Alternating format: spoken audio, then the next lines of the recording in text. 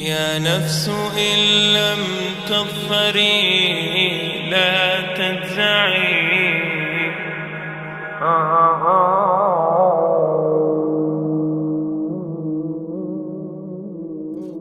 All the praise is for Allah, who is the author of all existence and the most generous to his creation, while he is also the all-compelling.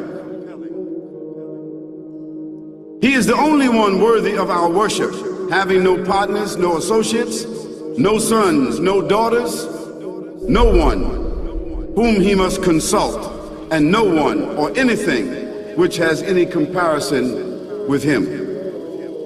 All the praise is for Allah, who is the King of all who claim sovereignty, the only one who has the right to legislate for his creatures. He is the giver of life. He is the causer of death, while death has no effect upon him, because he is the ever-living, the self-subsisting, the eternal and the only absolute. All the praise is for Allah, who has power over all things, and there is in reality no power and no strength, no influence to cause benefit or detriment except through him. It is he who created this complex world, the seen and the unseen, the evident and the speculative, the earth and all that is on it and everything that is in it.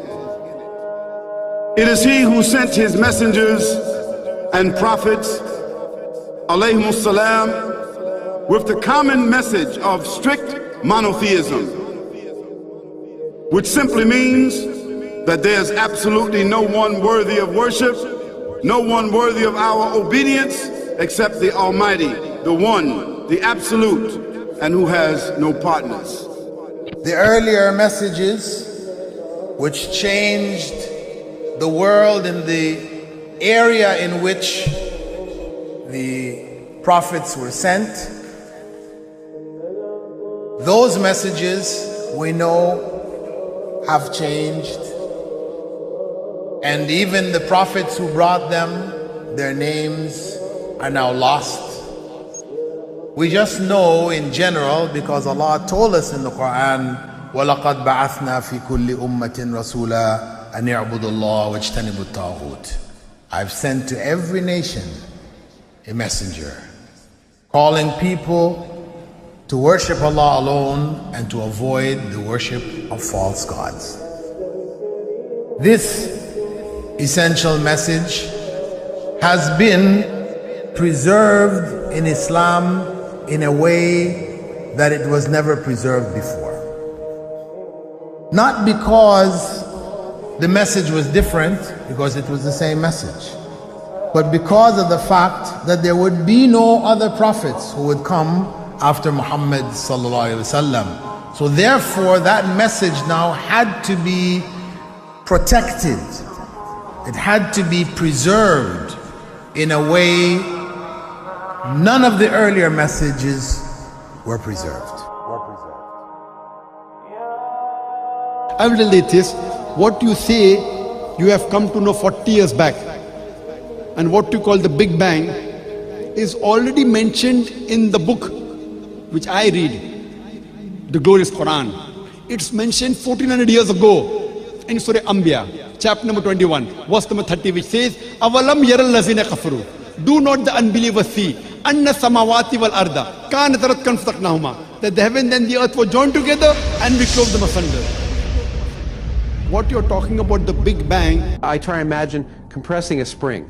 I push it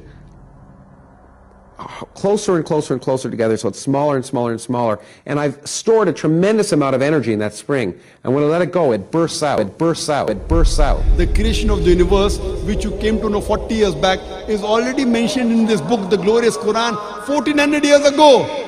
Who could have mentioned that in the Quran? So the atheists will say, maybe someone wrote, maybe it's a fluke, maybe it's a guesswork. A human being, regardless of who they are, or where they are, or what they do, will have this curiosity. They'll want to know, why am I here? How did I get here? And do I have a purpose? And if so, what is it? The only one who would really be able to answer that question would be the Creator himself. If there is a Creator, it would be up to him to tell us why we were created and what he expects from us and what this life is really about. Allah has shown the people from the time of Adam until right now, has shown the people what he wants from them. And it's a very simple thing, and that is that worship be for him alone without any partners. In fact, we know this life to be a test from Almighty God. That's why we're born, and that's why we die, because there has to be a beginning and an end for us to be tested on. The next life, after this life, no one will ever die again. A bad person or a good person. Both are brought back and they continue to live in the next life, either in good shape or not so good shape, depending on how they did on the test. The worship of the God of Abraham, that was what was taught by these prophets. The Lord of the Arsh and Kursi. We're talking about the Lord of the worlds. Alhamdulillah Rabbil Alameen. We're talking about the Lord of the entire universe and beyond. The entire universe and beyond. You know, we live in this dunya and we are fascinated with this dunya which Allah subhanahu wa ta'ala indeed has created in a beautiful manner. We're fascinated. There are over billions of people which live on this dunya at this moment in time. Over 6 billion people that live on the dunya at this moment in time. This dunya of Allah subhanahu wa ta'ala is so big that there is space in this dunya for billions and billions and billions or more people. But what is this dunya in comparison to what Allah subhanahu wa ta'ala has created out there? This dunya is insignificant. This dunya is meaningless to Allah. It means nothing. It is worthless. So worthless, compare it with the sun. The sun is one star. You know more science than me. You'll be able to tell me better. Take this planet Earth and you place it inside the sun, and you will be able to place 1.3 million Earths in the sun. 1.3 million Earths in the sun. Allahu Akbar. Allah is the greatest. The sun is one star. One star. There are stars out there which are millions of times bigger than the sun. You tell me this, that you need millions and millions of stars to make one galaxy. And then you tell me this, that there are zillions of galaxies out there. Let me tell you on top of this, my friend. After this, whatever you see above, when you raise your head and you look above, whatever you see above, the zillions and zillions and zillions of galaxies, let me tell you, this is everything there is within the first heaven. Everything there is within the first heaven, and Allah is the creator of 7 heavens. 7 heavens. And the distance between the first heaven and the second heaven is 500 years. You know, the distance that can be covered in 500 years, at what speed? Only Allah knows. Only Allah knows. But it will take 500 years to get from the first heaven to the second heaven. 500 years from the second to the third, third to the fourth, fourth to the fifth, fifth to the sixth, sixth to the seventh. Every time it will take 500 years. After the 7 heavens,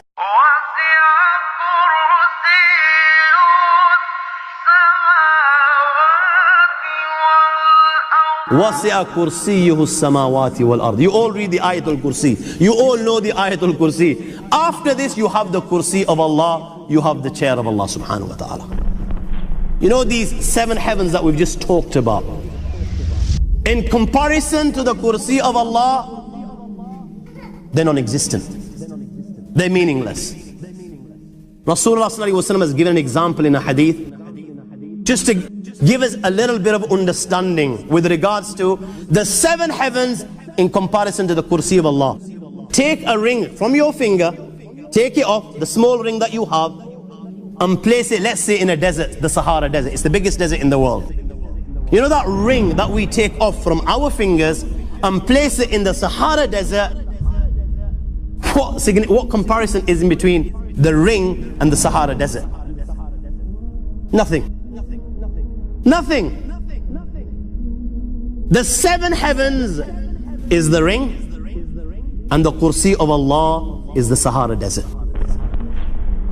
After the Kursi of Allah, you have the Arsh of Allah. وَكَانَ أَرْشُهُ عَلَى الْمَاءِ. You have the Arsh of Allah. Again, Rasulullah has explained, so just so that we can understand. Take the ring, place it in the desert. This time, the ring is the Kursi and the Arsh is the desert.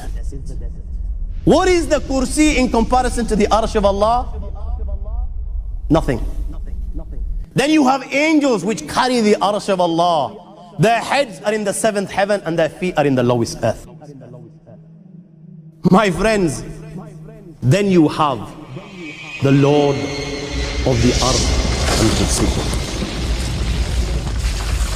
لا تدركه الأبصار وهو يدرك الأبصار وهو اللطيف الخبير. He is beyond the size of Allah, who Allah is, what Allah is. The greatness of Allah is beyond the comprehension of my little mind. This is the being that you and I are messing with.